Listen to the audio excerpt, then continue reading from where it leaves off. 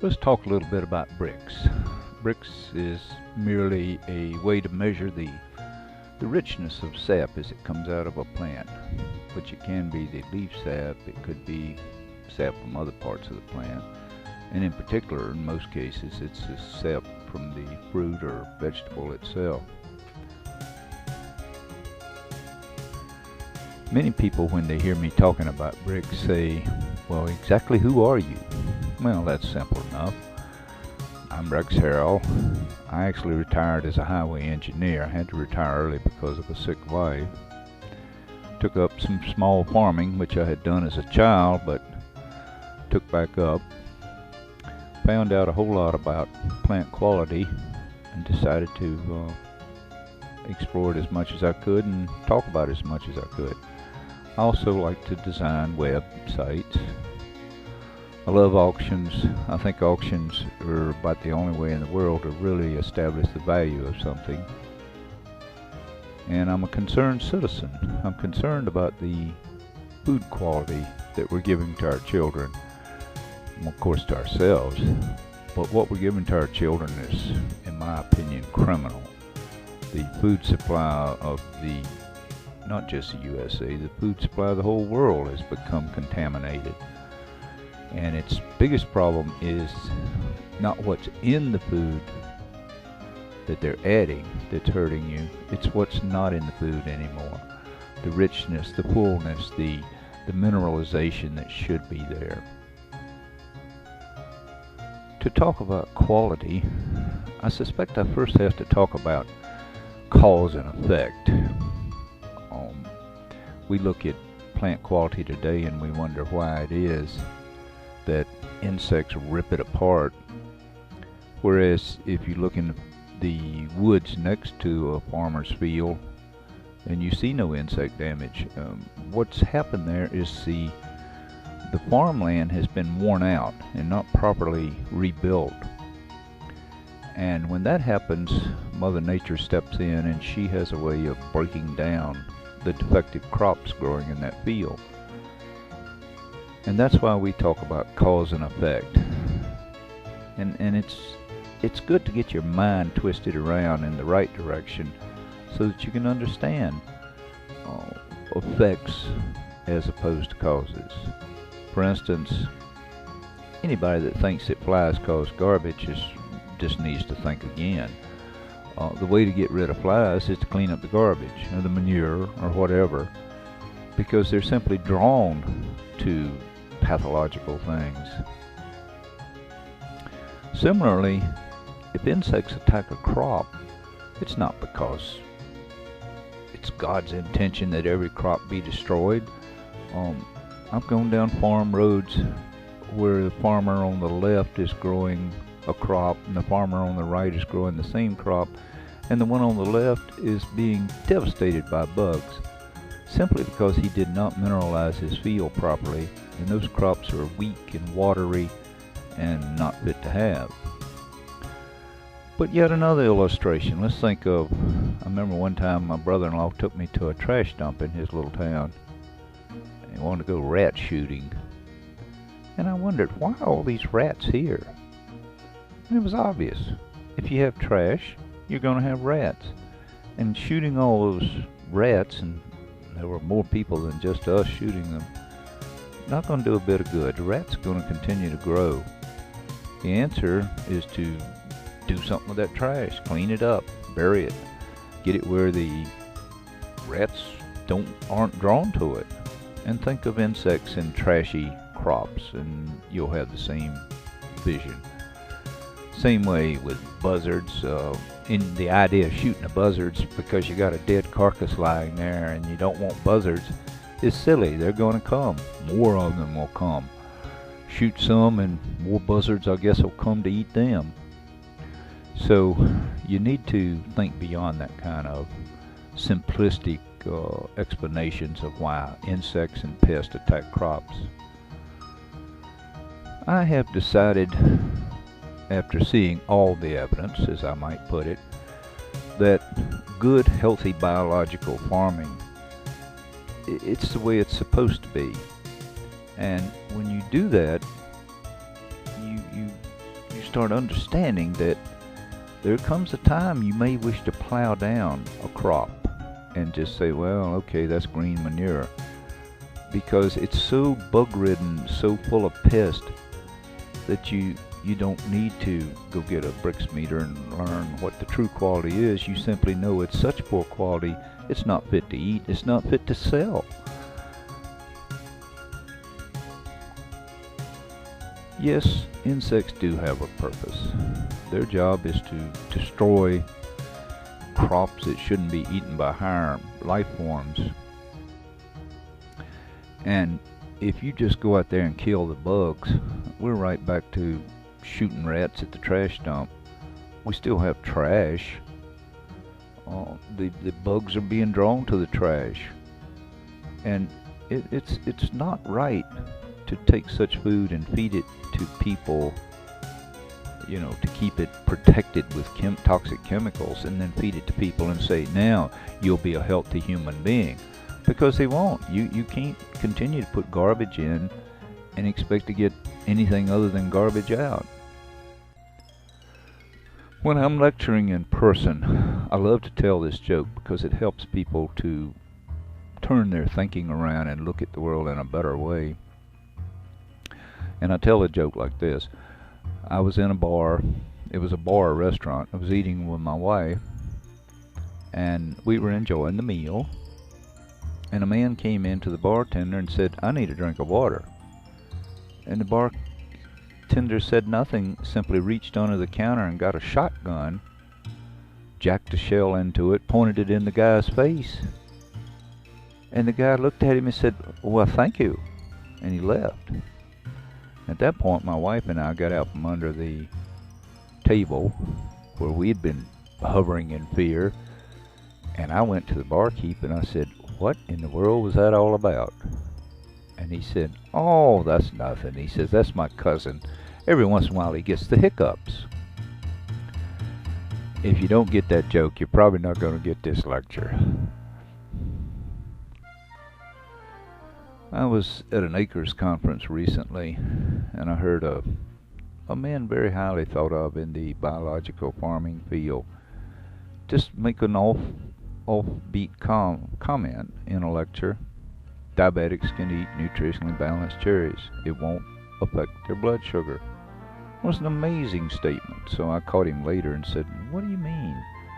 And he said, well, that's simple. Biologically correct, or biologically nutritionally balanced, let's call it.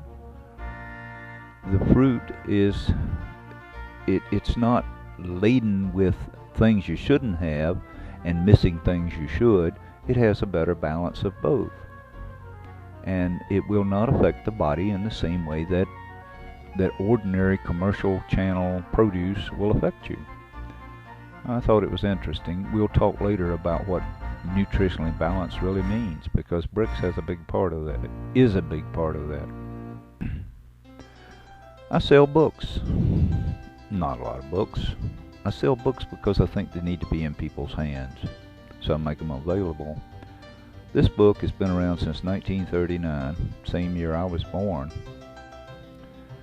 and it explains more of life than anything you'll ever come across as far as what you're eating and how it's affecting you. It's mostly pictures, and the short history is Dr. Price took a top-notch photographer, traveled around the world, and photographed the mouths of people, because as a dentist he had found that those people that ate good, wholesome food did not have the dental decay and mouth arch malformations as those who ate commercial food.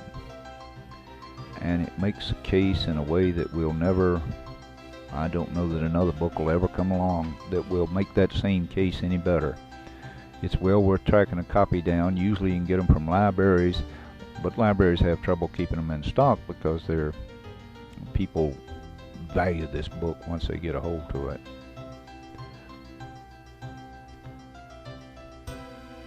What are we going to do? Let's give it to the farmers. Let's call them the bad guys here. But folks, we are degenerating as a race, we are degenerating. Yes, we have huge NBA basketball players, but these are not healthy people. They have elongated bones from drinking too much milk and getting the hormones, but they're not strong bones. They're puny, weak. Yes, we have big football players. What do we have? 1 out of 100,000 or 1 out of 1,000,000 that gets to, I guess it is 1 out of 1,000,000 that gets to go to the big game. And what sequence of events made them more sturdy than all their contemporaries, I don't know. But let me just tell this story. And this has to do with the average man. When I was raised in an orphanage back in the 40s, or excuse me, in the 50s, and we would get produce from around the state, and they hired laborers to come and get this produce off of railroad cars. And I used to watch them. I was a little fella, and I could handle, me and another guy could handle a 100-pound sack, but these workmen would put a 100-pound sack on their shoulder and prance down the gangplank from the railroad car, put it on the wagon. Every once in a while they'd get showing off to each other, and they'd see if they could get 100-pound sack on each shoulder and prance down. And by golly, they could do it. Then as the years went by, I noticed that most things that used to be in 100-pound sacks were now coming in 80-pound sacks. And then sometime in the, I guess, 70s, I started noticing that a whole lot of stuff that used to be in 100-pound sacks, fertilizers and feeds and things, was now in 50-pound sacks.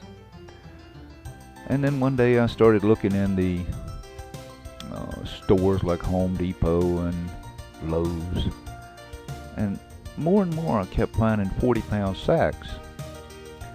Well, what that amounts to is that's the sack size that the average person, shopper, is comfortable handling.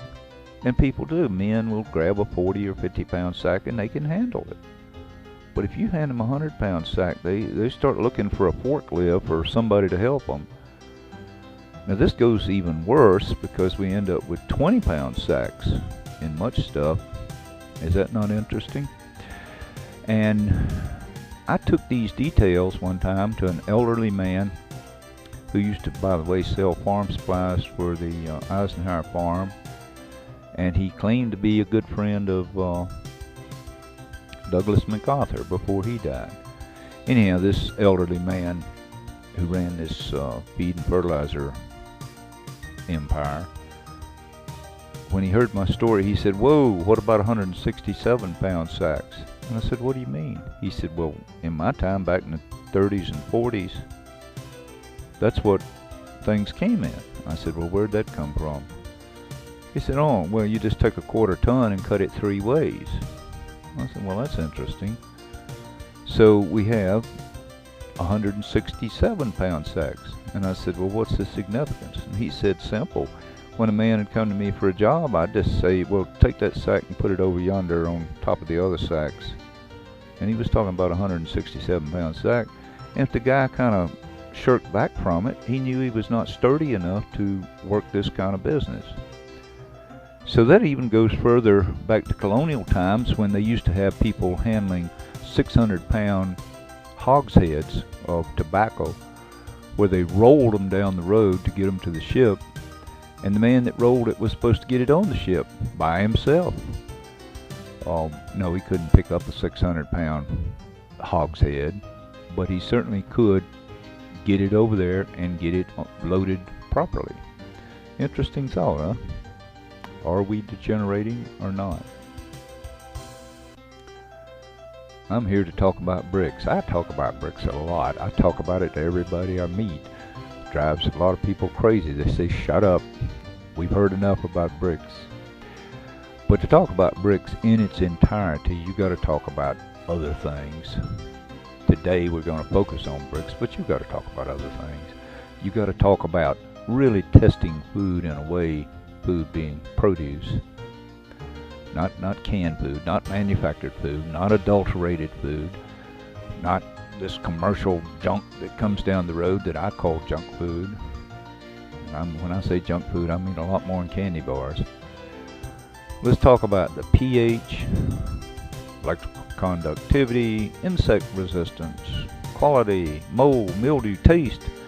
Well, let's talk about everything and see what we come up with when we're talking about bricks. So what is bricks? Yep, what is it? It's nothing but the measure of the richness of the juice. And this juice comes from fresh raw produce.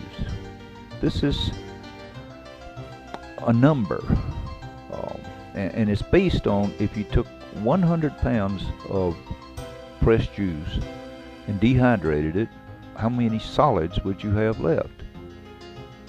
If you had 12 pounds, you'd call it 12 bricks. If you had 20 pounds, you'd call it 20 bricks. Most food today, like the lettuce you get in the store, is 2 bricks, and it's nothing but water. You know that. That's why you're listening to this boring lecture. There are other scales. These scales all came from the wine industry originally, but there's no reason to get into them because most refractometers you pick up will be labeled bricks. So, I must say once more, what is bricks? Well, I make no bones. It's a measure of the quality of the fresh fruit or vegetable. It is a measure of its inherent goodness. It tells you its plant health, and it tells you if it's what's proper for humans to eat. And well, like it or not, if the brix is too low, the insects will have a field day. They will be happy because it will be food made for them, not for you, or for your animals that you're feeding. I've run into some wheatgrass producers who get miserable brix readings, 4 and 5. Now that, if you don't know brix, you don't know what 4 or 5 means, but how about if I tell you that you can go out in the pasture and you can get 18 brix grass growing there, and animals will love it. If you get 6 or 7 brix grass, animals will hate it. And the wheatgrass growers, they have a lot of trouble getting that brix up because they don't grow in healthy conditions, and so they will sometimes say, well, brix is irrelevant. And I will say, well, why do you say that? Well, they'll say, look, you can measure hydrogen peroxide and you get a brix reading. Oh yes, you can, folks, because any liquid, we'll move on to this further in a moment, but any liquid will give you a brix reading. Water will give you a brix reading of 0, 0. Alcohol will give you a brix reading. Vinegar, kerosene, just unlimited substances. And refractometers are developed for measuring many of these substances, but not in brix. They're measured in refractive index. Brix is a measure of the quality of fresh plant juices. Quite often I set people down and hand them 2 pieces of fruit, and sometimes it's hard to find 2 pieces as far apart as we've got here, but oranges, as you buy them in the store, will be about 10 bricks. Sometimes you'll luck out and find a 12 bricks one, but not too much better. And you probably know in your heart what you're buying in the store. It just doesn't taste like it seems it ought to. It tastes watered down somehow. Well, it's not really watered. It was just never to high quality levels to start with. If you go around, and I'm going to use Florida because I go down to Florida a good bit. If you wander around and find these roadside growers and test their fruit, every once in a while you'll start finding some 16 bricks fruit. Now in a bricks food quality scale, 16 is considered good but not excellent. But man, when you get a 16 bricks orange and either peel it or cut it and eat it and hand some to your kids or hand some to your spouse, they say, wow, this is good. This is the way it's supposed to be. And they're telling you the absolute truth. As I said earlier, bricks is a wine term, really, and it relates back to a fella.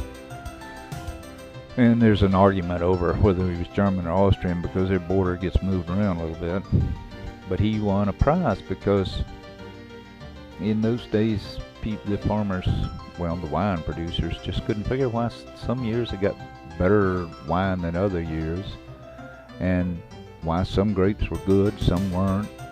And it's simply a scale that he worked out and developed. This is something in the nature of Fahrenheit or Celsius. It's kind of meaningless in itself, but it's very important if you look at it in relation to what you're measuring.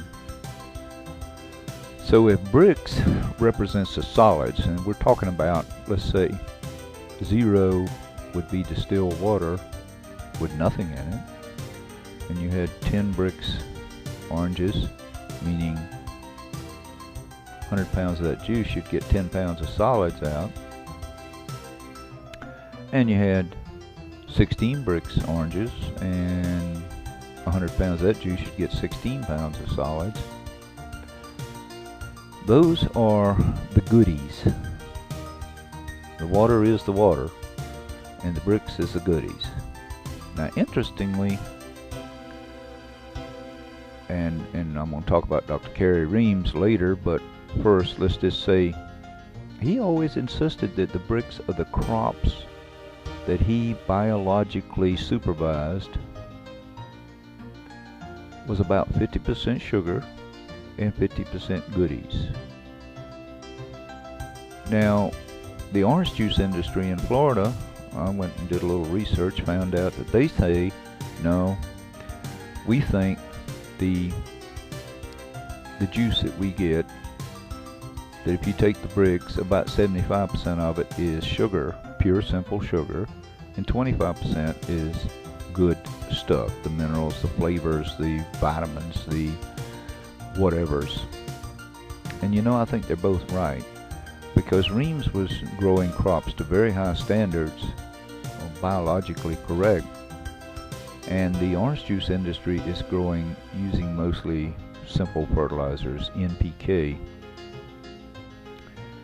And they're probably both right. That's the best I can figure. They're both right.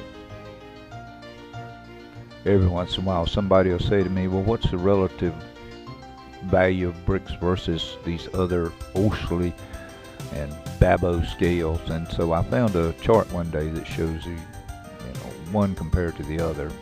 It's kind of meaningless really to me. I just stay with brix. This is a hydrometer, and it's a way that they first measured brix, and it's still the way. If you have an argument, say you were contracted with a grower to grow watermelons and you wanted them to be 12 brix, which is pretty good considering most watermelons you'll find will be 7 or 8, particularly if you go on to the salad bars such as Ruby Tuesday.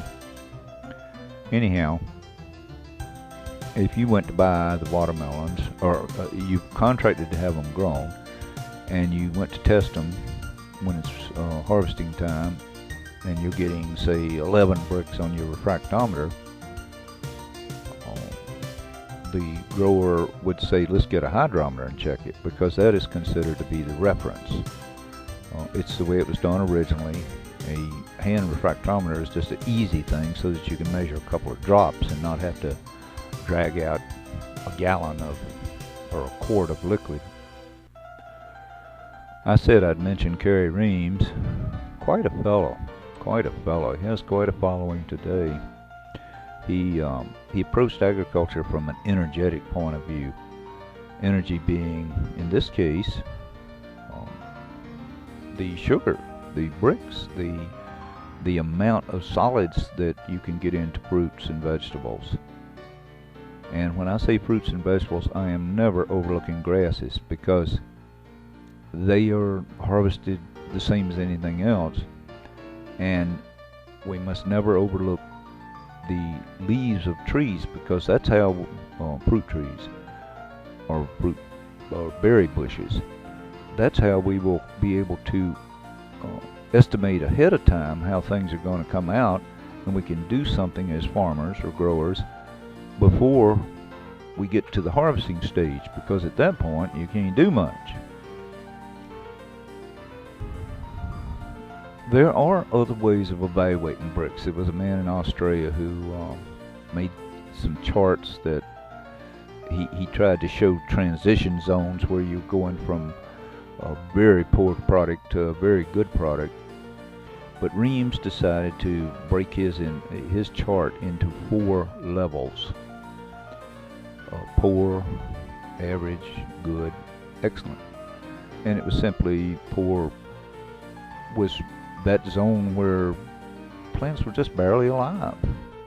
I guess they were probably dying in front of you or died early. Average, this is what you find in stores. This is what you'll find in a field if you go through the fertile valleys of California and poke around with a refractometer. I've done it, and I can tell you, you'll find average. That's what's in your stores. It's what's in most of your roadside markets, because these days many of them get their produce from the same warehouses as the supermarkets. Good, well, I mentioned oranges a while ago. An average orange is about 10. A good orange is about 16. And there is the point where you get very good insect protection in the field. The insects aren't drawn to trees that are producing fruit of that quality. And you finally will move on to excellent. And that is merely the level where you're going to get, your pests are going to go away, but you're going to get a very heavy production. It means that there's so much energy, so much mineral energy in that field that the plants are just doing wonderfully. And so you will get this level that we call excellent. And you have to look at a chart before you're going to understand what I mean. Here's a basic chart. A typical chart covers most everything grown in North America, but grown in U.S. and Canada, I'd say, because in Central or Mexico they grow a whole lot more exotic fruits that I don't even know about. But this chart reads poor, average, good, and excellent across the top, and then just gives a few items that you can review to see where you might find what you've got. Now, first of all, I can tell you that carrots, if you buy typical NPK grown carrots, you will find them to be 6 or 7 bricks. But if you buy organic carrots, you'll find them to be about 8 or 9 in most cases. And that's an imported 8 or 9. Doesn't mean they're good carrots, but it means they're better than what you'll find commercially. That's not true of all organic foods. You'll hear me speak with disdain occasionally, because a lot of organic growers don't worry about raising the quality of their crops such that insects go away.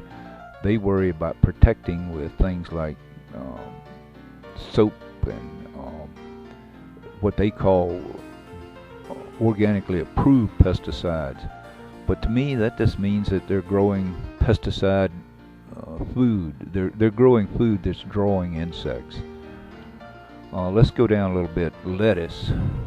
Folks, I can tell you, if you've ever had 10 bricks lettuce, you will never be happy with what comes out of stores anymore. And these values are not all that good. I find these days most commercial lettuce is coming in at 4. Maybe better, maybe less. I see it at 2 every once in a while. Not good. Now, I mentioned oranges. A 6 bricks orange is so sour and so unsavory that I don't know anybody who can actually eat one. And to avoid that, they, at least the orange industry, tries to get the bricks up to at least 10 or 11 before they'll ship it.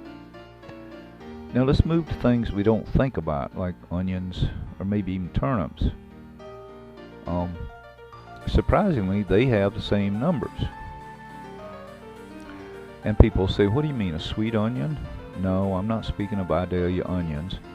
I'm talking about the inherent quality, because Vidalia onions are bred to produce a lot of sweetness and to reduce these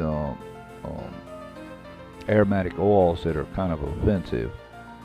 The same is true of turnips, but as you move up towards 10 bricks, you just don't have the meanness in there that you might not like. And you'll start saying, wow, this is good. This is really delicious. What would we want from a higher brix turnip? Well, what we'll find is it's heavier. When you pick one up, you can feel it. It's not water. It's got more minerals in it. It'll taste sweet. It'll taste, I don't know how to describe this except to say you can take two kids and give them cut up some 6 brix turnip and say, eat a piece of this. I'm talking about raw. And they'll say, Mom, that doesn't taste good. And you turn around and give them a 10 or a 12. Yes, you can grow higher than what it said on that chart you saw.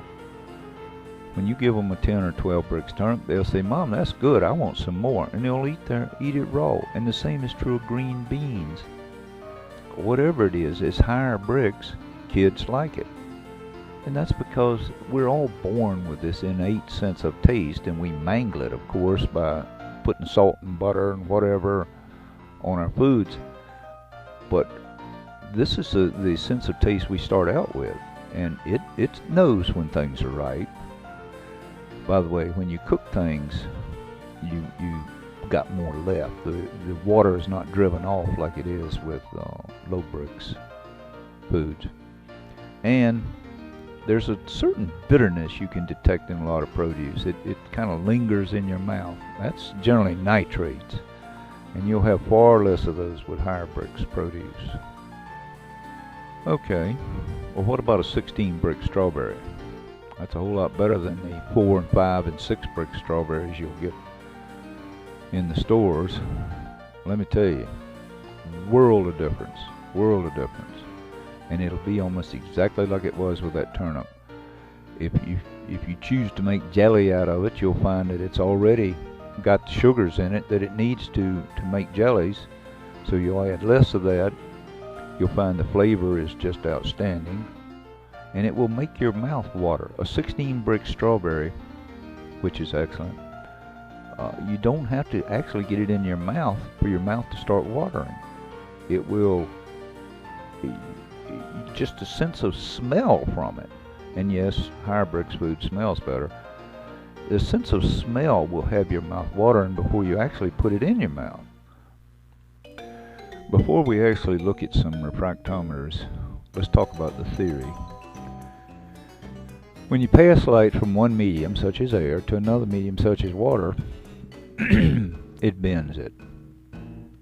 The thicker that, quote, water is, the more it'll bend it. Now, thicker means that it's got substances dissolved in it, such as plant juices. So the more plant juice is there, the more substance in that plant juice, as opposed to the water in it, then the more bending you will get. And real easy to do. And this can be visualized just thinking about putting a spoon or a pencil in a glass of water and watching it bend. If you want to set 2 glasses of water up, 2 pencils, put a little sugar in the one glass of water and watch how it'll make the visual effect appear to be that the pencil bends more than the pencil in plain water. When I talk about refractometers, I also call them brixmeters. These things are everywhere. Now, sometimes they're being used in ways you wouldn't imagine. What you have is where food is being processed, like in Campbell's soup. The refractometer is built into the walls of the stainless steel pipes that move things around, and it reports to a computer. So you actually watch the readouts on a computer, not where you're using what we call a simple hand refractometer. But these things are everywhere. They're used in restaurants. They're just all over the place. And quite honestly, every farmer, every spouse, food preparer in a house should have one, so that they can demand no more bad stuff in this house. And refractometers are used for a zillion things. You go in an aquarium store, a fish store, and ask about them, they say, oh yeah, we use those, or we can get one for you. But they're also used to detect, like nurses use them to tell if somebody's been stealing drugs and putting water or saline solution back in place. They're used to analyze human and animal health because the urine that comes out can be tested to see if the animal is dumping too much sugar into the urine, which we call diabetes. There's a lot of uses. One of my favorites is that they disqualify wrestlers. Young wrestlers like to dehydrate themselves to get into a better weight class or a lower weight class, and I guess fighters do this too. To do that, they'll restrict their fluid intake, and their blood will get thicker, their tissues will get drawn up, and wrestling coaches just simply will make you pee in the cup. And if your urine is too concentrated, they know you've been doing the wrong thing on this dehydration, and so they kick you out.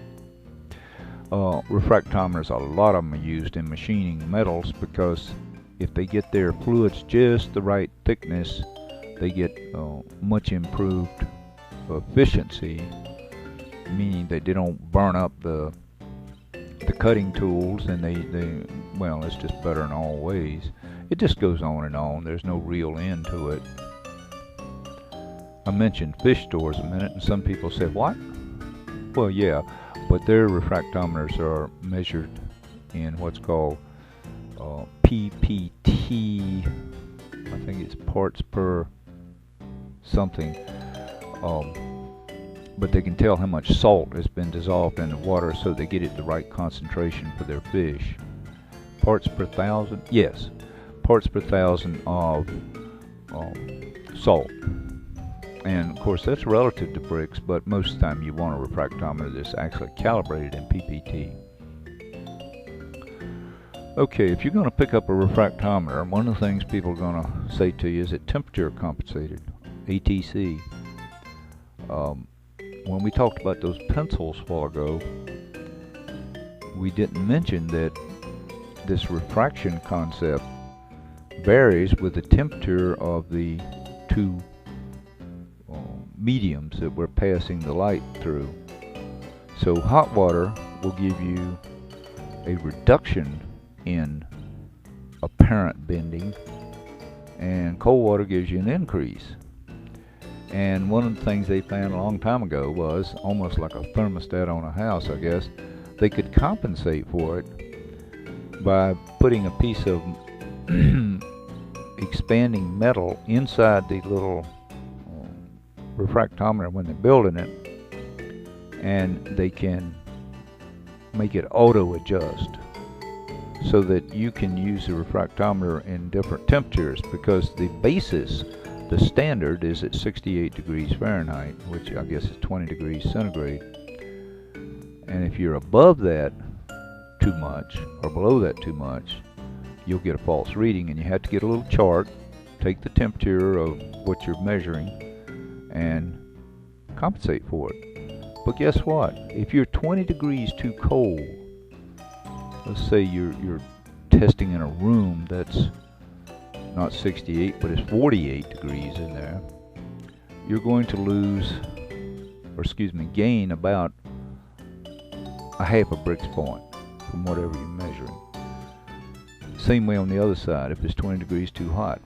So what I'm telling you is, don't worry too much about this, because most rooms, let's say you're in a supermarket, it's going to be 68 degrees.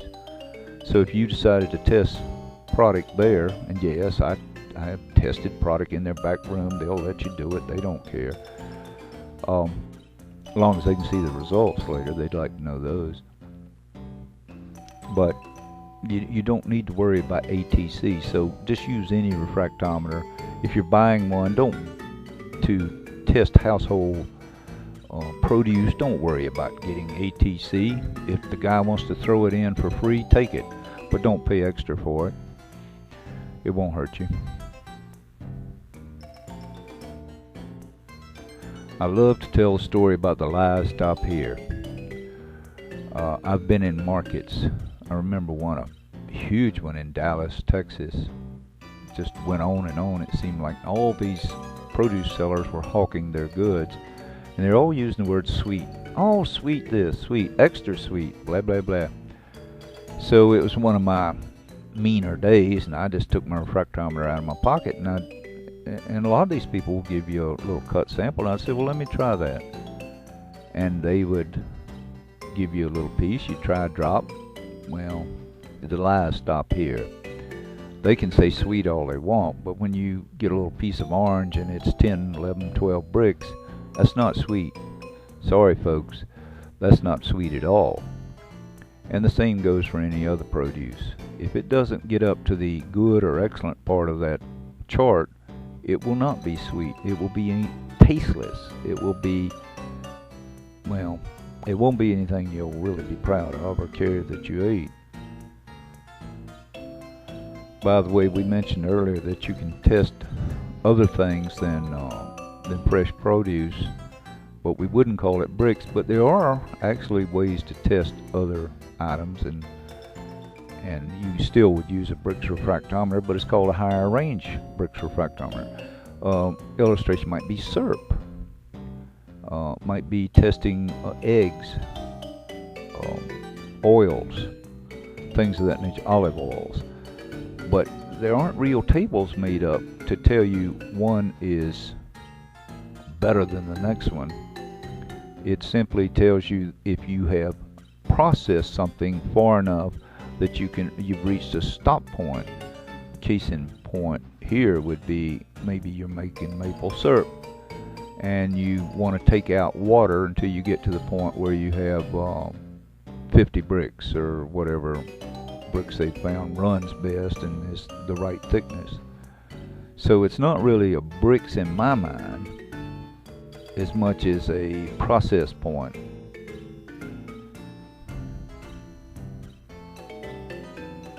Many times I have a kid has seen me and said, what are you doing? I said, well, here, you can do it. And you hand them the refractometer, and this shows an eyedropper, but you just take a fruit that you've cut and squeeze it in your fingers and a drop falls on the prism. Well, the kids will tell you, I can do that. I said, well, of course you can. So then you let them look through the viewpiece and say, well, what do you see? Well, it's always funny because they'll tell you exactly. They'll say, oh, I see a 10 point. How's that measured? And I said, well, each little mark in there is 2/10, so let's measure, is it halfway? And they'll say, yeah. I said, well, that's 10.5. But well, anybody can do this. I see them down at 3 and 4 years old doing this, or I've had them do it, and they were comfortable and accurate too, because there is no guessing when you're using a refractometer.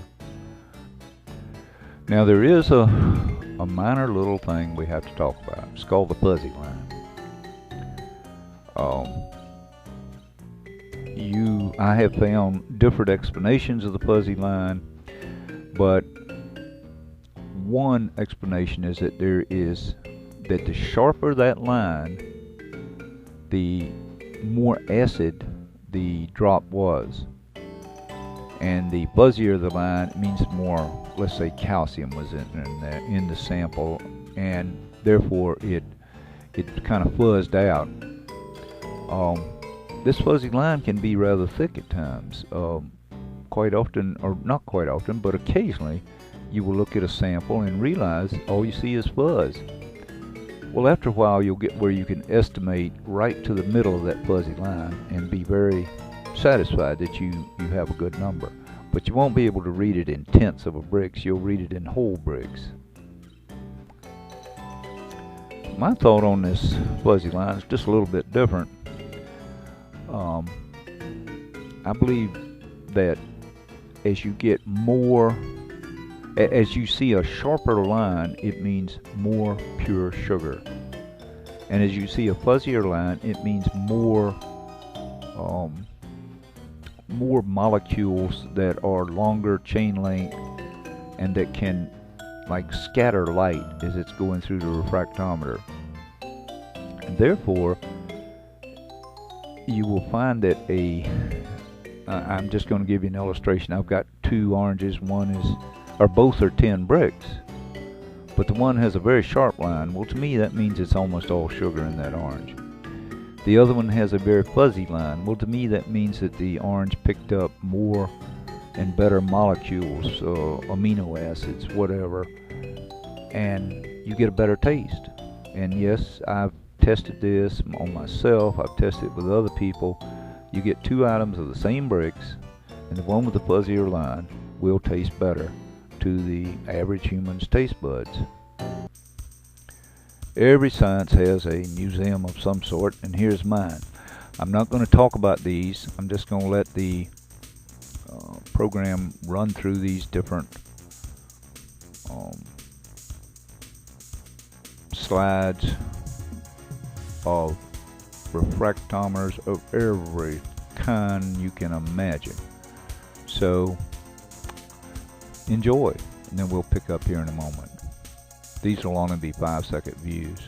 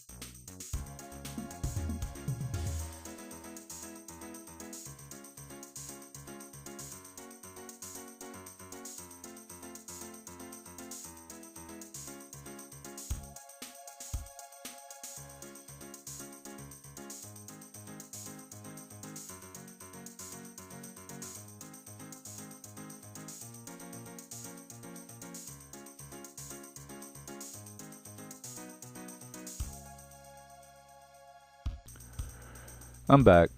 I hope you enjoyed those various instruments I've come across over the years. Their point is to prove to you that this is serious stuff. A refractometer is not a joke. They're manufactured in just about every country. Poland. I've never seen an African refractometer, but I have seen Australian models, and certainly plenty from the East. Japan probably originated these things, and China. I believe I've seen an Indonesian model, but I'm not entirely sure. I found Dutch and French and English and German, a lot of German ones. So they're around, a lot of them. So now let's talk about extracting juice. But first, we got to get into kind of a funny point here, and that is, you got to say to yourself, I am not a pervert. I am not a pervert. And the reason you say that is because after a while, you'll figure out that old pantyhose have a use, particularly the toe or the control top part. They work good for putting plant materials. When you've chopped it up, you put it in that and squeeze it out, and it keeps it from mushing and squirting out in all directions. So I just take old pieces and cut them in little squares, and then I can hold it in my hand and poke plant material in it, twist it around, and sometimes you can just twist and get your drop of juice to fall out. Other times you have to lay it in a garlic press and squirt it out that way. But just remember, I am not a pervert, and neither are you. Let's talk about ways to get juice out. Because people say to me, I can't get juice, I can't get juice. So I think I found a dozen ways to help people get juice out, or help them understand to get it out. And so let's run through some of them, see what we can do. The easiest one is plunging. Heck, I walk through a citrus field and just reach over and plunge a refractometer in, and juice squirts out all over the refractometer. Yeah, it gets on my hands. Yeah, it's sticky, but the stickier the better in my mind. Just plunge it in there. Works like a charm for juicy fruits. There are some apples I've been able to do this, but not too many. They're usually too firm. Another way is to take your fingers, cut a piece of fruit, take your fingers and squeeze it on the edge, and bingo, a drop will come off. So there are many ways. Let's keep going. No picture here because I have to visualize. I have to give you a word picture. Let's take a carrot. We're going to peel it. But instead, let's just take the knife and just scrape it along the carrot, or a potato or something like that. And you'll make mush. Just gummy old mush will build up on each side of that knife blade. Then just take it in your fingers, and again, try squeezing your drop onto your refractometer. If it won't squeeze, okay, then put it in your old pantyhose. But say after me, I am not a pervert. You gotta have a garlic press. Now, a lot of things, you can just drop a chunk. Let's say you're preparing a salad at dinner, and you're just curious, what's this broccoli, or what's this cauliflower? You know it's probably junk. You'll certainly know once you use a refractometer, but it will give you the incentive to get your butt out there and find some good stuff. But just drop it in the garlic press, give her a squeeze, and don't squeeze too hard because it'll squirt out in wrong directions. But give her a gentle squeeze, and then bear down and bear down and bear down until it finally gives up that drop you need. Now sometimes you'll have to put it back in your pantyhose. So another thing we need to mention here is that when you're measuring garlic, you don't. Garlic has been dehydrated. We don't want dehydrated produce. And when I say dehydrated, I mean they pull garlic up, they dry it, cure it, they call it, and it has to be cured a certain amount before they'll pack it up and use it. So garlic is a dehydrated product and can't possibly give you a brix reading. Now, if it's growing in the field, you can clip some of the leaf off and check that, and then you'll know whether you got high quality garlic or not. But don't get fooled just because you get a high brix reading on garlic or dried onions. When I say dried, I'm talking about cured in the store. Well, we did pretty good. Let's go to some of the tough stuff, the harder stuff to get. Let's say grasses or things that seem drier. So let's see, are there ways we can get juice out of that? Well, here's a way it works pretty good. Take an ordinary food chopper with a cup and chop the dickens out of the stuff. If it's grass or kale or turnips or turnip tops, chop the dickens out of it, and pretty soon it gets mushy, and you just take that mush, put it in your little piece of pantyhose. Yes, I am not a pervert. And put it over in your garlic press, squeeze your drop out. You're in business. Now here's something I've used in a field to test alfalfa. You just feed alfalfa in. You can feed any pasture in, corn leaves, whatever. And particularly young corn leaves. When it's only a foot tall, you can start figuring out then, hey, am I going to have a great corn crop or just ordinary stuff? You run it through this meat grinder, holding a plastic bag in your other hand. By the way, this is a suction cup thing, and it'll suck onto the hood of a truck. But you, or into a kitchen counter. But you run it through there, and you get mush out. And you take that mush, put it in your pantyhose. Yes, you know what to say after that. drop it in your garlic press, and get your drops. You're in business. The same thing is true of these little plastic devices. This one, I think I had 2 or 3 of these. I buy them for $1 at a flea market. Work like a charm. They'll grind stuff up. Of course, they're a mess to clean up, wash up, but when you want juice, particularly when you're in a pasture, particularly when you've got young things that you just can't seem to get a drop out of, young cabbages, young whatevers, these things will make a difference. This is a wheatgrass juicer. Can I safely say there's 500 different models on the market? Some are electric driven, some are hand driven. This one, you'll notice I have lost the end cap screw. These things, you push wheatgrass in, or is it obvious? You can push alfalfa in, you can push regular pasture in, just clip some pasture and drop it in there. Barley, anything you want. You can get juice out. When you get the juice out, you take a brix reading.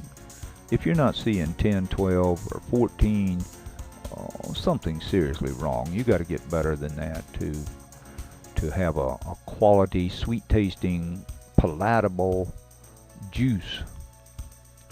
Here's a way somebody showed me one time of dealing with some tougher materials where you can't get the juice out so easy. It's just an ordinary mortar and pestle. I've seen wooden ones, stone ones. This one I think is ceramic.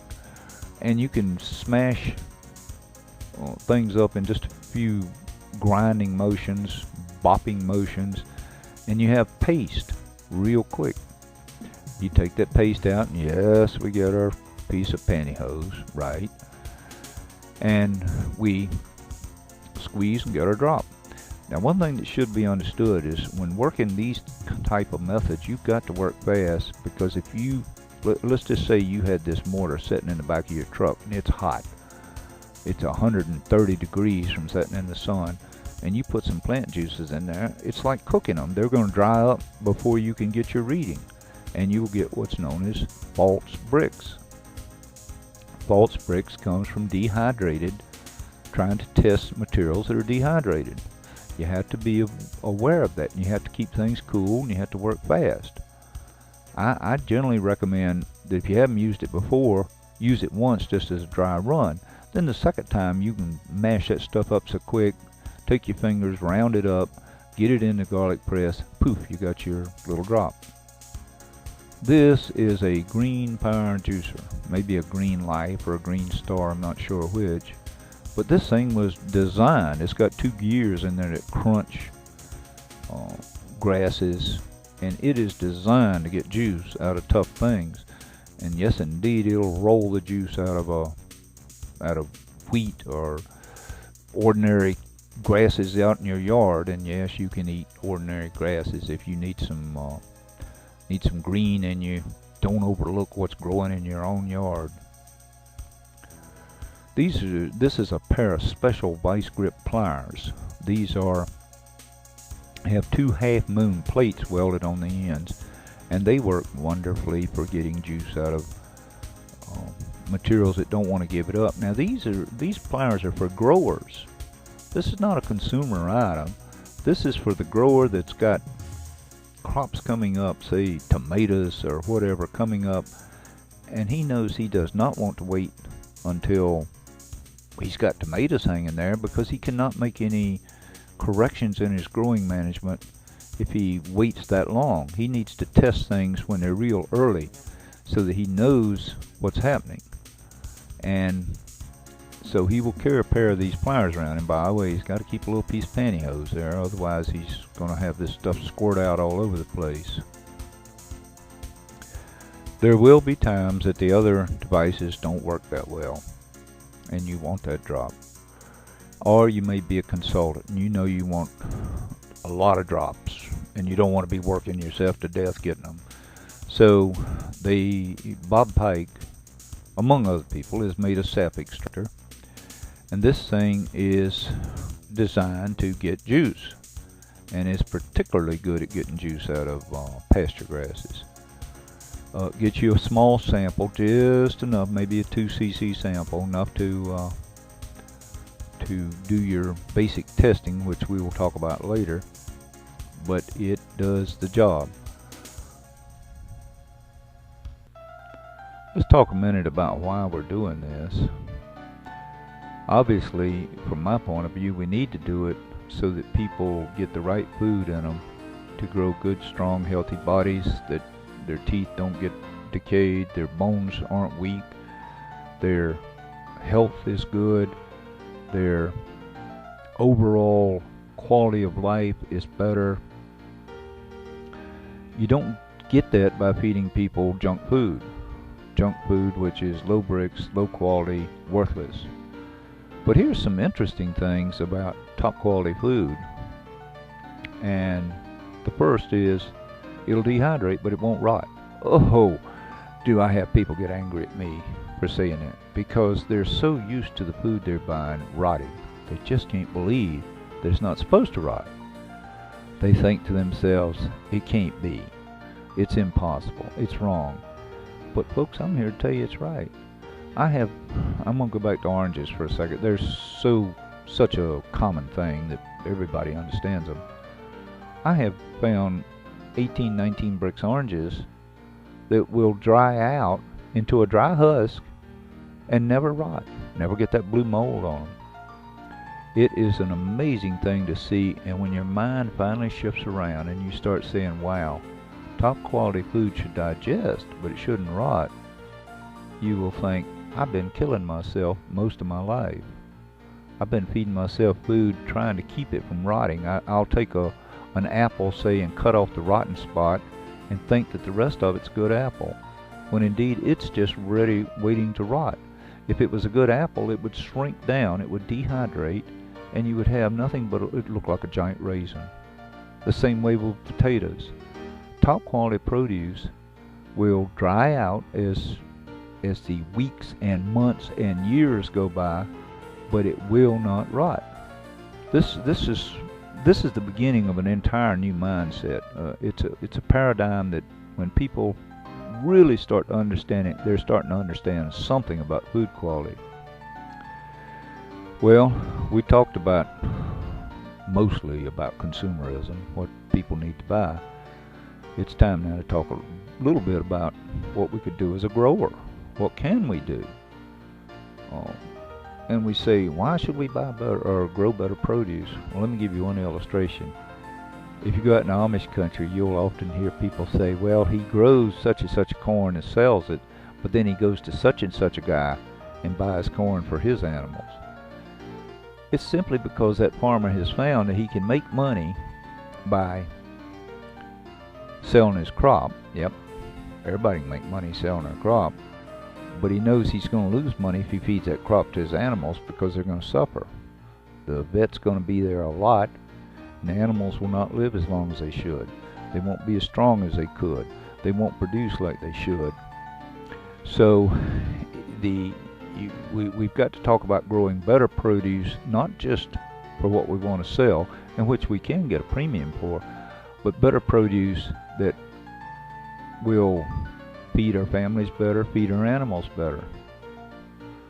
We spoke a little bit earlier about being careful that you don't run into dehydration when you're trying to test, because you'll get a bummer answer.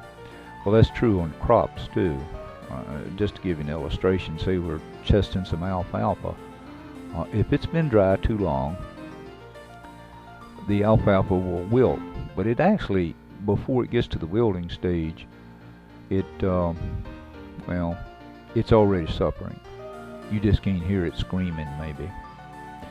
But if you get an infrared thermometer gun out there, you can certainly tell, because a healthy plant will maintain a temperature very close to ambient air, whereas an unhealthy plant, a sick plant, a plant that's suffering what I call sunstroke, the temperature will start rising, and it will get as much as more than 10 degrees warmer than the ambient air if it's standing in the sunlight. Now, there's a way to use an infrared temperature gun to detect this. and I highly recommend it if you're going to go on to some of the advanced crop quality controls that we're talking about. One of the first things you got to do is make sure you don't have dehydrated plants. Bob Pike runs a place in Maine. Well, he's retired from it, just kind of helps out a little bit. We'd talked about Carey Reams before. Bob was one of his proteges.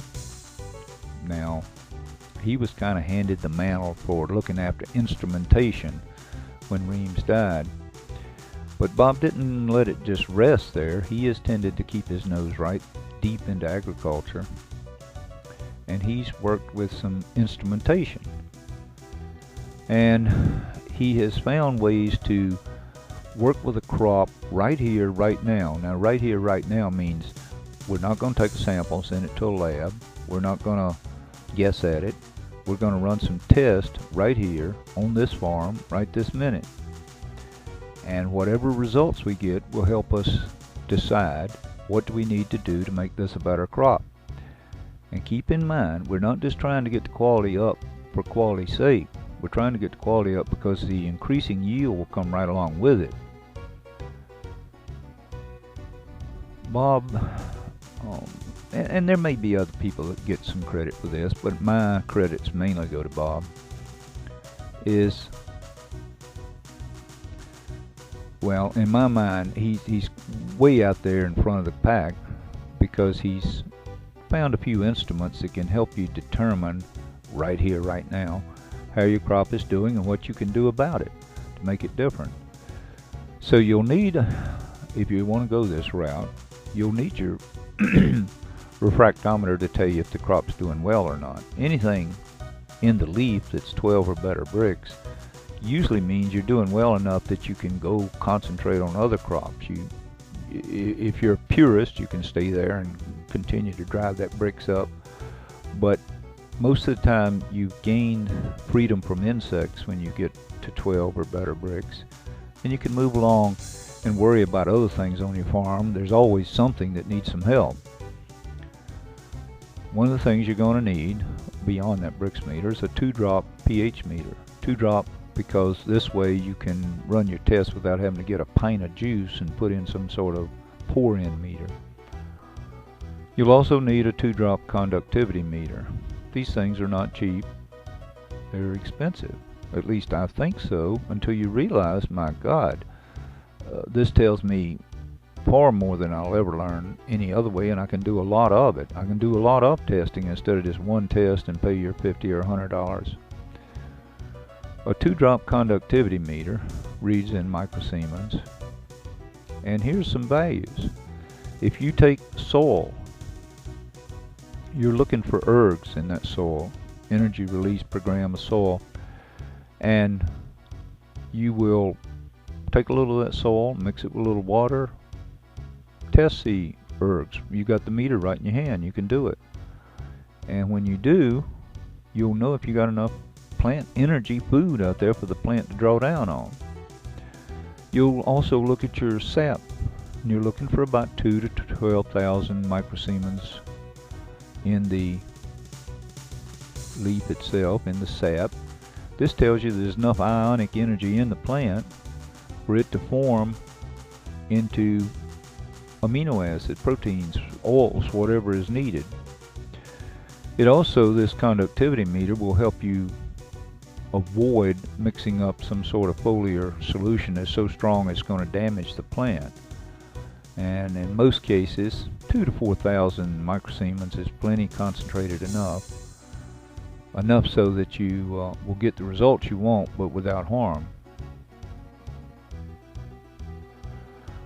Bob worked out a little chart, which I have found no reason to modify. And we're going to take a quick look at that chart, and it will just tell you that there's 5 different modes or cases you could have, and each of these will help you determine which direction to go. But then we'll go through the 5 cases one by one. So we'll just take a quick look at the chart, and that tells us nothing, so let's go through the 5 cases one by one. Here's our first case. We go out and check that crop, whatever it may be. We find 12 or better bricks. We know the bugs aren't going to bother us. So let's go on. Let's move to something else. Things are already working right. So let's let things go as they are. In our second case, we've got low bricks, obviously, but we've got the electrical conductivity low and the pH low. Both. We're missing ions. And in this case, we can tell that they're probably ions such as nitrogen, phosphorus, or even sulfur, because we've got that pH low as well. So we'll focus on trying to figure out which of those may be missing. In some cases you could be lacking potassium or sodium, but that'd be your second choice of looking. You also would be worried about soil compaction, and the way you deal with that is get a penetrometer and check. You can check and see if you have, chemically you can see if you have the 7 calcium to 1 magnesium that Reams recommended, but basically you'd take the penetrometer and see if the soil's tight and hard. This would be your first direction to go. In our third case, again we have low bricks, conductivity is low, but this time the pH is high. So one of the things we're going to focus on there is we'll be looking, do we not have enough phosphate, enough sulfate, enough acetates or humic acids? In other words, our soil alkalinity has just moved out of range, and we're going to have to find some way to get that restored. The fourth case, still low bricks obviously. This time our conductivity is shifted high and our pH is low. So again, we know we're missing ions. We got to find out what we got to do about it. Obviously, we always are going to be checking for that microbial activity. But we just don't have the calcium and magnesium and stuff to offset too much acid producing elements. So we've got to look at some way to get balance back. And we always have to be worried that we've had high salt fertilizers applied, because they can kick that EC up even when the soil is, well, short of nutrient, but they will kick it up too high, so we have to be worried about that as well. Our fifth case, EC is high and the pH is high, and obviously we'll say one more time, your ions are not complex. In other words, they're floating around in the plant and they're just not being able to be used because something is out of balance. So you have to consider, well, maybe we got nitrate too high, and maybe we're lacking phosphate or sulfate or magnesium. So in other words, too much nitrate boosts that EC way up above acceptable levels, but if that pH is high, then you don't have enough true acid forming elements to give a good balance to the soil, to the plant. We covered the 5 major cases, but let's recap just how we'd go about this if we're walking out into a field we'd never even been into. Maybe we just got off an airplane, we're flying in to do a little consulting work. Very first thing you got to know is, what is a pH and electrical conductivity of the soil field that you're looking at? You're going to have to get out there and get a little soil and mix it up half and half with distilled water and get a quick check. Then go over to a place that doesn't have any fertilizer added, get a quick check on that and see how different it is. Then we'll turn to the crop. We're going to take a peek at the pH and EC of the whatever it is you're growing. It may be corn, alfalfa, beans, it doesn't really matter. Then we're going to say, okay, what's missing? And once we figure out what's missing, we're going to break out some foliars. We're going to break out foliars because we got to have a solution today, not tomorrow. And we're going to poke through the barn and we're going to find something that can make this crop shift. And we're going to try a few of these foliars. I mean, we'll use common sense to figure out which ones. If the soil and crop is already too acid, we're not going to come on there and try to overwhelm it with additional, but we will try, based on what we know, we will try various foliars, and then we're going to let the plant tell us what's going on. We'll simply wait a couple hours, get some sunshine on the plant, and see if it's back to work. If the brix is climbing, then we'll know we hit it right, and then we'll go out and spray the whole field with that. If the brix stays the same, or in some cases even drops a little, we'll know we're harming things and not helping. And yes, your plants will love you. They'll show it by getting to work and raising brix. We're getting ready to look at a very tough chart, and yet after you've studied it a while, you start realizing, whoa, this thing's right on. This thing is good thinking. So let's dive into it and see what we can make out of it. This chart, it comes from Bruce Tanio, and it's kind of, well, it's very simple once you study it long enough, but it takes a little getting used to. The very first part of it is to go to the middle of the chart and see the word ideal. Right beside that you'll see 6.4. They're talking about the pH of the leaf sap. And it bluntly says no risk. No risk in this case means no risk of insect attack, no risk of disease attack. It's going to be a healthy leaf.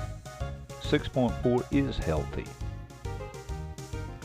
But if you go back to that 6.4 and look just above it, you'll see 7.0.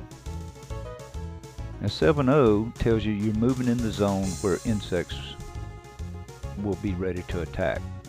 Doesn't mean they always will, but it means they're ready. It means it is susceptible.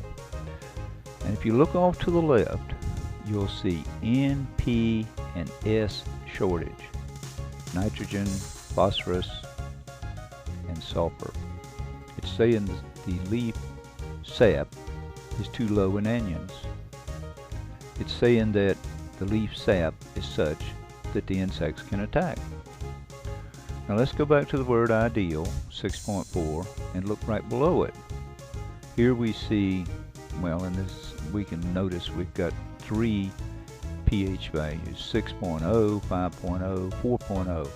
As we move from 6.0 to 4.0, in other words, as we're dropping down into a very acid range, the percent of disease attack probability starts climbing till you get down to the point where, let's say down close to 4.0, you're almost guaranteed that you're going to have disease attack if there's disease out there.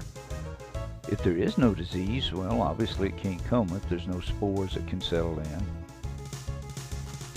But notice there that it says you're missing some calcium, magnesium, potassium, sodium. Now, it's not telling you which one, the chart can't. It's trying to tell you that be ready and then get your butt to work, because you're going to have to figure out which one it is if you're trying to avoid this insect attack. You got to get that leaf sap back to 6.4, which ties in exactly with Bob Pike's chart. But there's one more thing on this chart. You see a down arrow on the right hand side. And what that down arrow is telling you is that if your leaf gets too alkaline because you don't have enough anions, then the insect bite will weaken the tissue.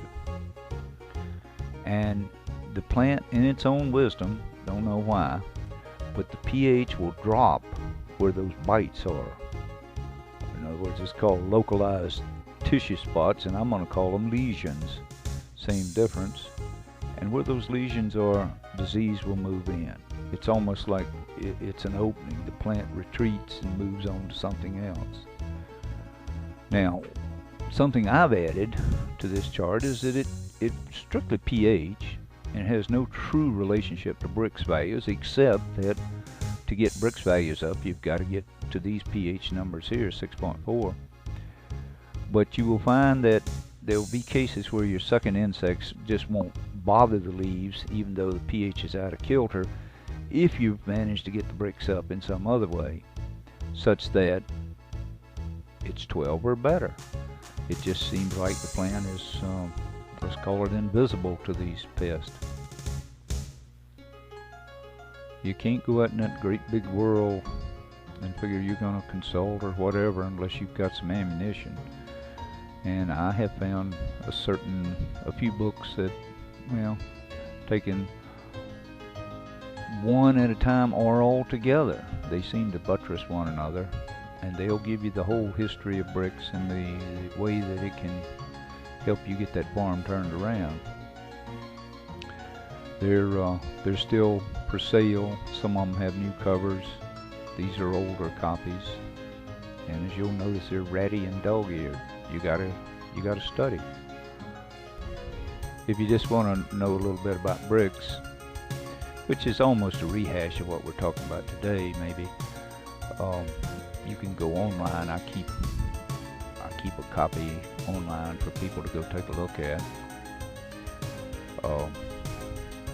There's various places where you can get the book given to you. As far as I know, it's not being sold. People tell me, what is the one true path to higher brix? And I have to tell them there's many ways of getting to higher brix. They all are earth friendly, but they all require that you get those minerals into place in adequate amounts for that plant to be healthy. Now let me tell you a story here that might help you understand better. In the rainforest of the world, they used to have a type of agriculture, I think it was called slash and burn. The natives would move into an area, they'd find a valley, and they said, man, this is nice. And they'd go down there and promptly burn everything, chop it down, burn it. Then they'd plant, and they'd plant right amongst the stumps or whatever, it didn't matter. And in fact, something like that happened in North America too. But they would plant and they would get wonderful crops, delicious crops that they thrived on. Here they are living out in the wild and rain and snow and things, but they lived well.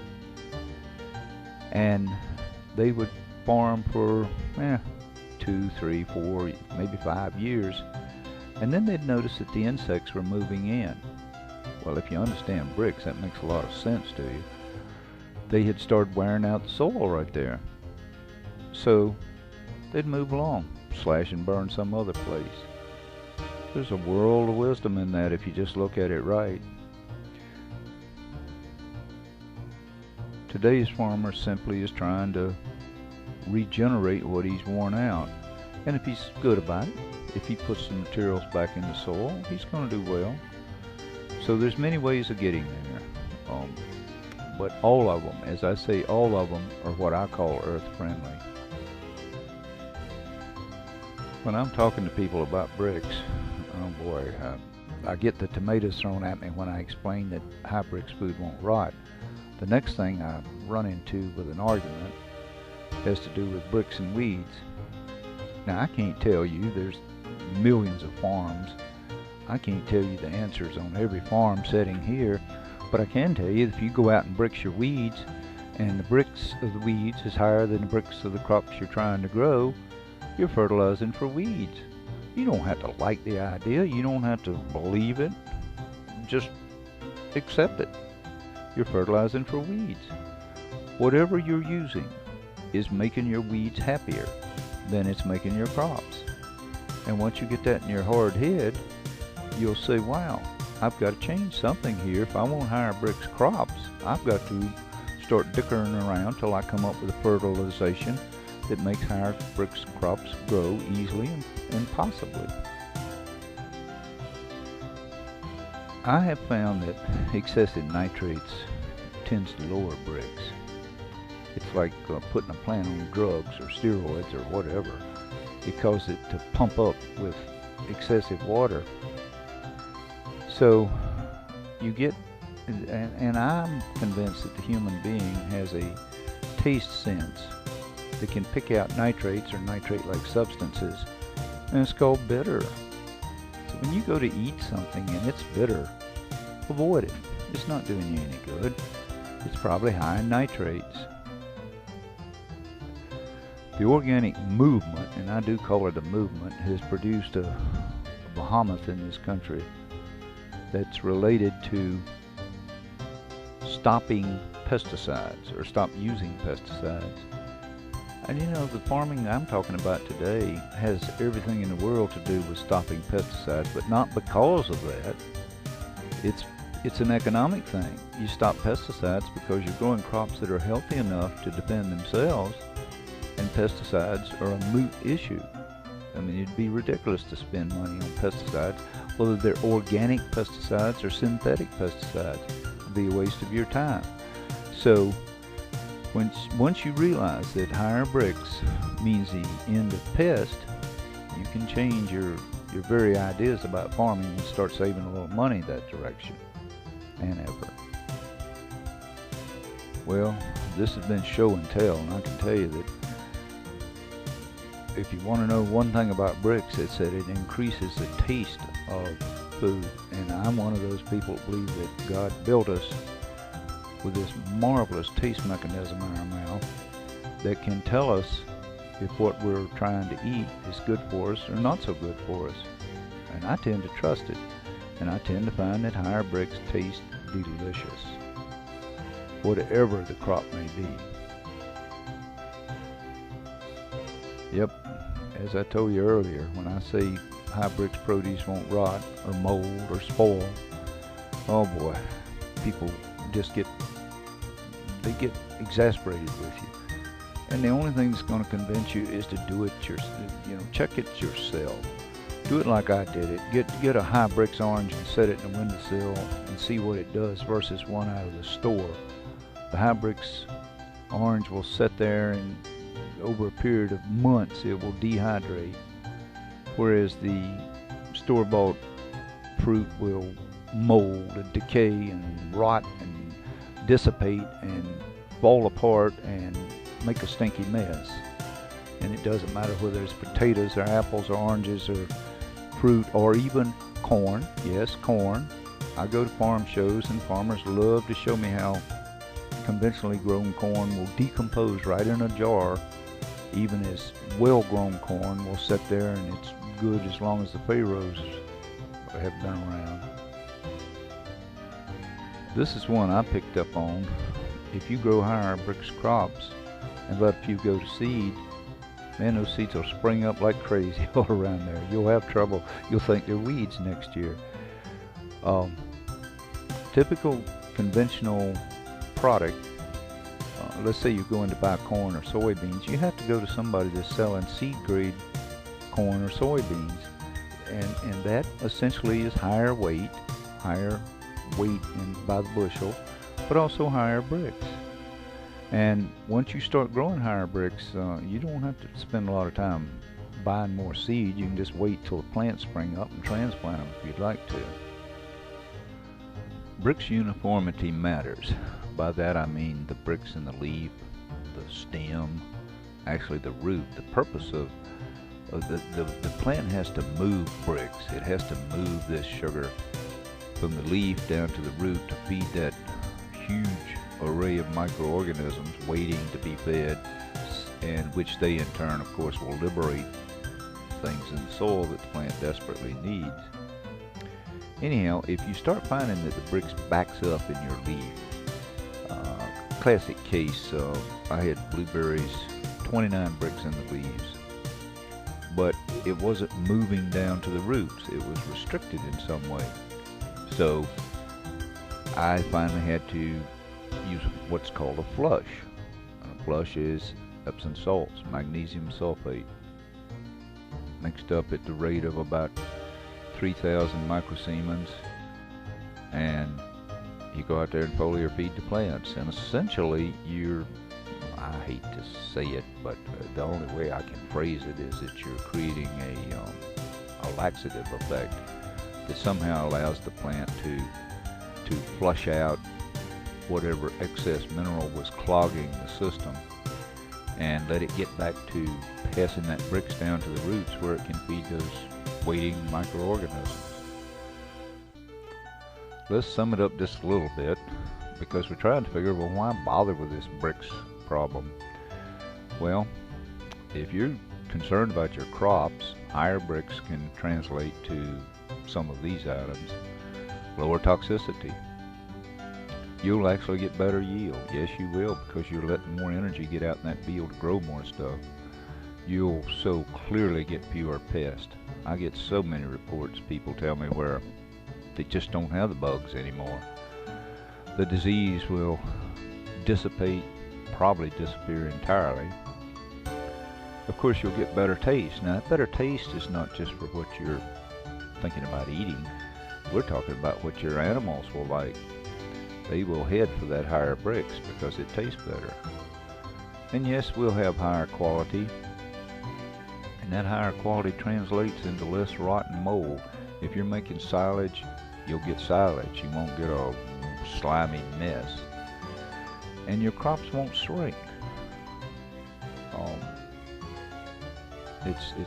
That shrinkage bit is, well, that's a malnutrition in every way. When you get crops that just seem to want to shrink away when you harvest them, that's low quality.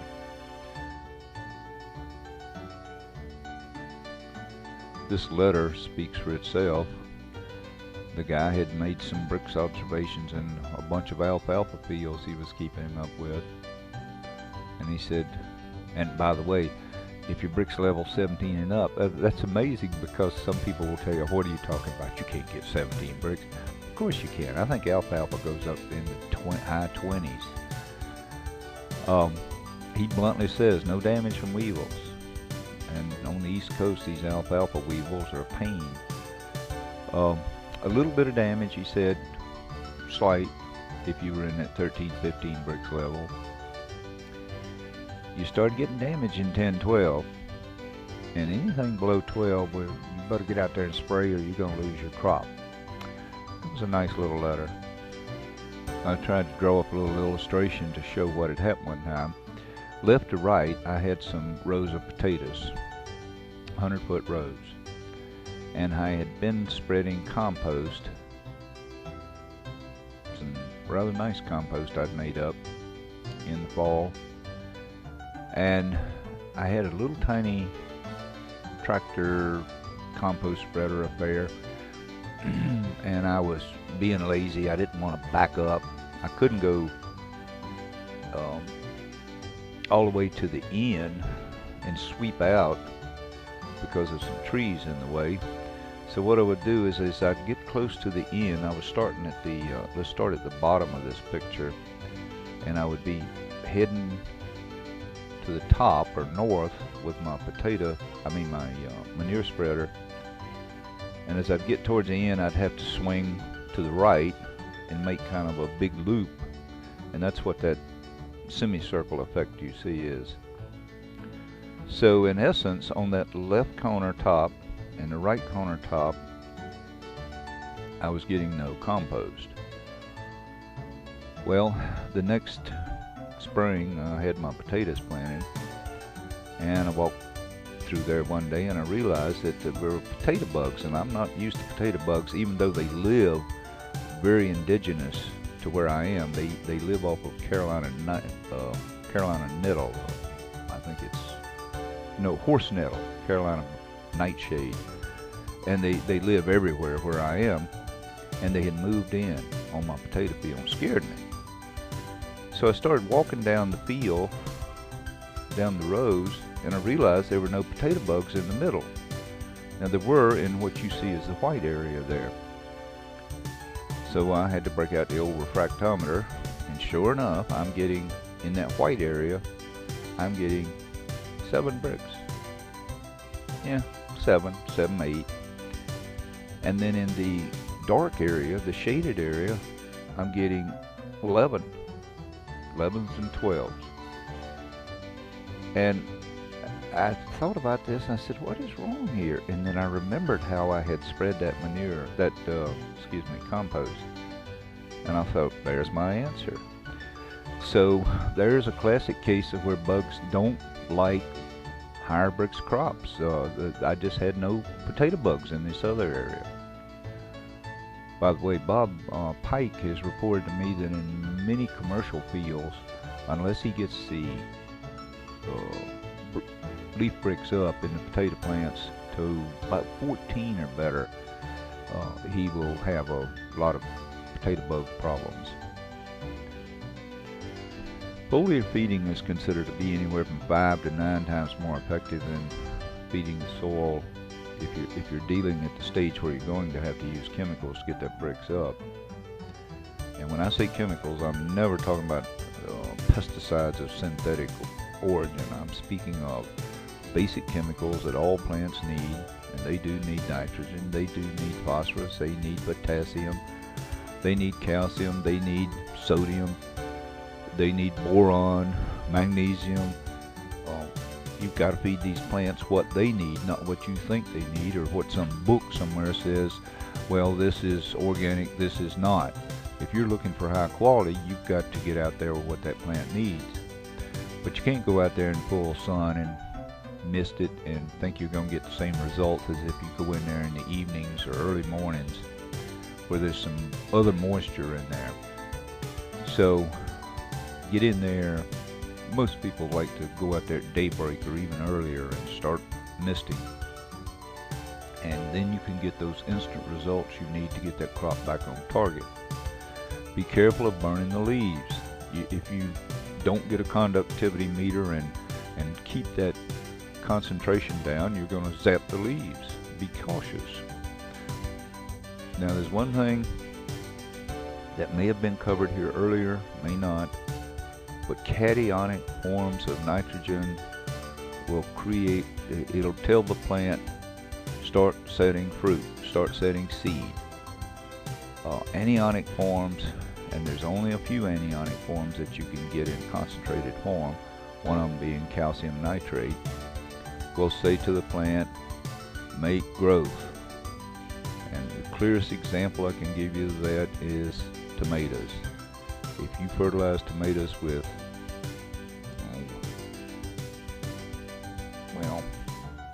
heavy cationic types of fertilizer, heavy cationic being the wrong type of nitrogen, the things will start setting fruit when they're little.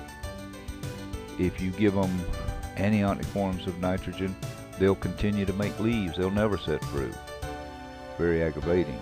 This also has some bearing in an alfalfa field where you want the stuff to grow, but without going into the seeding stage. If you've got a small garden, let's say up to 20 by 20 or 20 by 40 or 50, this little bio mister, which I find them on eBay for $10 most of the time, this thing will throw out a mist about 20 feet. It's got a fan in it and a little reservoir on the bottom, and it'll throw out a fine mist. It'll just soak a plant with foliar feed in moments. Very handy little tool, and it does require electricity, so you'll have to have some kind of extension cord out to your garden if you want to use this model. This is an Echo backpack. I found that it does a couple of acres without any problem, particularly bushes. I like it for bushes and even for tree crops. It'll throw a blast of air out about 40 to 50 feet and makes a beautiful foggy mist.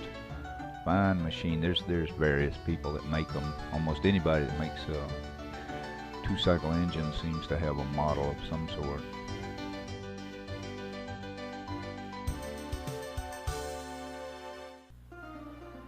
Well, when you get into foliar feeding, it's an unnatural process, let's face it.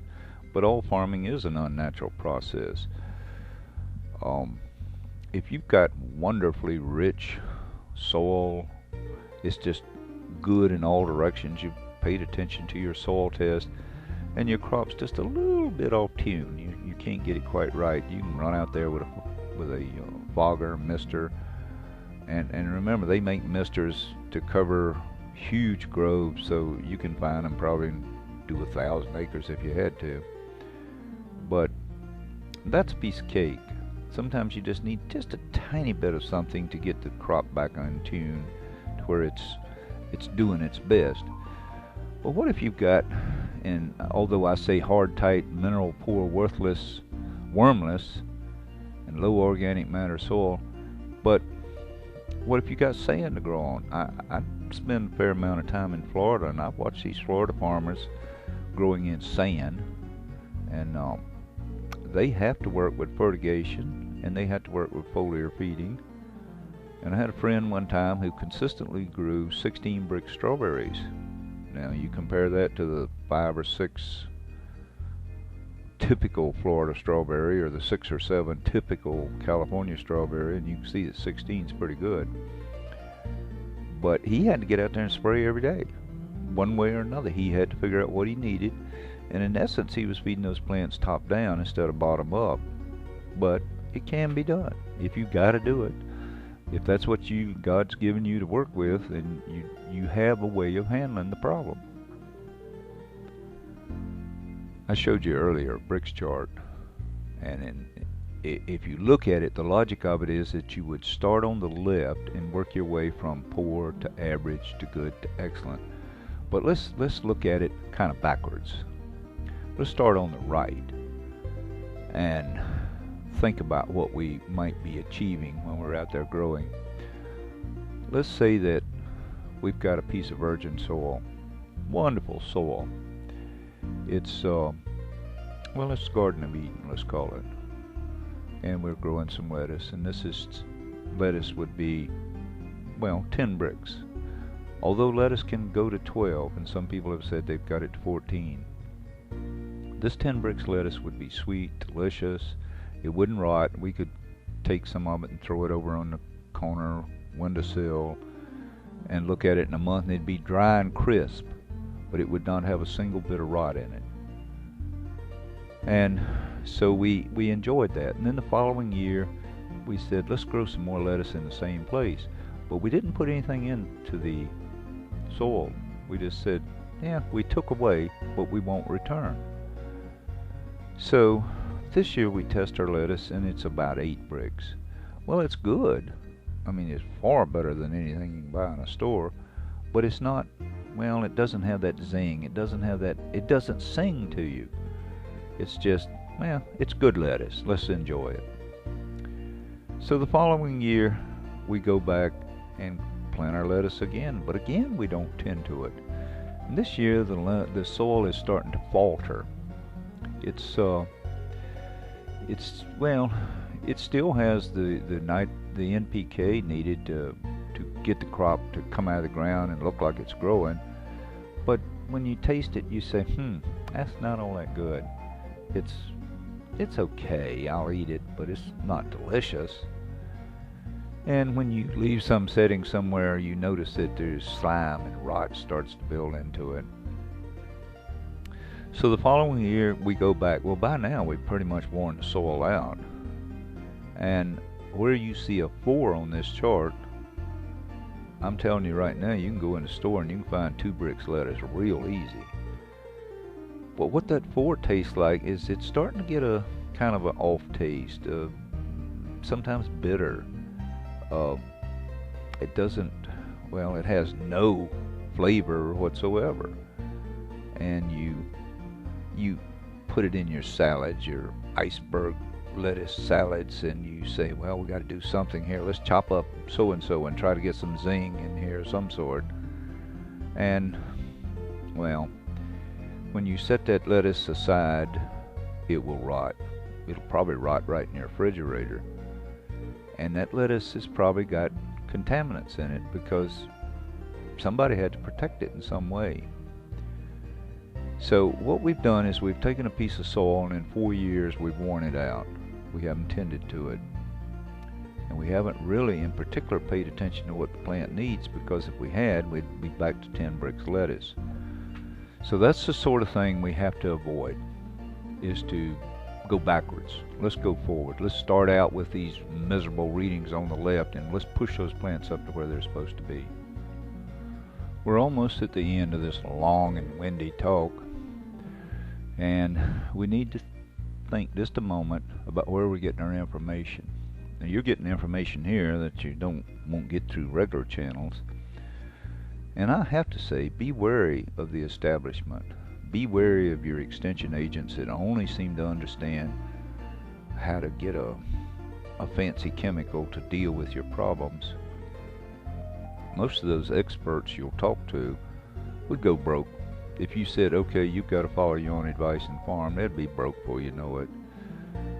And they do get their learning comes from the chemical companies. It comes in 1,000 ways. Advertisements in all the magazines they read, the books that they get, the free books that they get, the lectures, the little trips they get to hear about the latest and greatest. And I say a trip, I'm talking about field trips or field days. The latest and greatest in pesticides and how this solves this problem and that solves that problem. They, well, they're getting they're blind to the reality of how God meant for things to be. So I say to you, let your plants tell you what they need. Get your old refractometer out there, and if they say, hey, we're suffering, then let them explain to you what they need by you applying various things and seeing what helps them. No pesticide will raise brix. It can't do it. I keep hearing, well, maybe one will, maybe one won't, but it can't. Higher brix comes from better minerals, an active soil, availability. And if the plant can't get it, it's going to starve in one way or another. Yes, it'll grow, it'll look like it's alive, but brixmeter will say, well, it's not all here. So talk to your plants. It's not quite as silly a term as you might think. I do thank you for listening to this. As I called it earlier, windy. It is windy. It's a shame we couldn't get in a farm field somewhere and touch plants and feel them and walk up and down the rows or walk through the rows and just judge if we're finding that true health that we're looking for, that kind of a glowing effect. It is remarkable. I've taken like 2 trees and give one TLC, a little foliar feeding here, something around the roots, and then stood back and looked at it a year later, and you can see the difference. You can tell the health. It's a wonderful feeling to get to the point where you can say, well, that's a mighty sick plant, and to know that you can do something to change it around. So I do thank you for your time. It's well, I hope you don't feel that you've wasted it by listening to me. Thank you so much. This is Rex Harrill.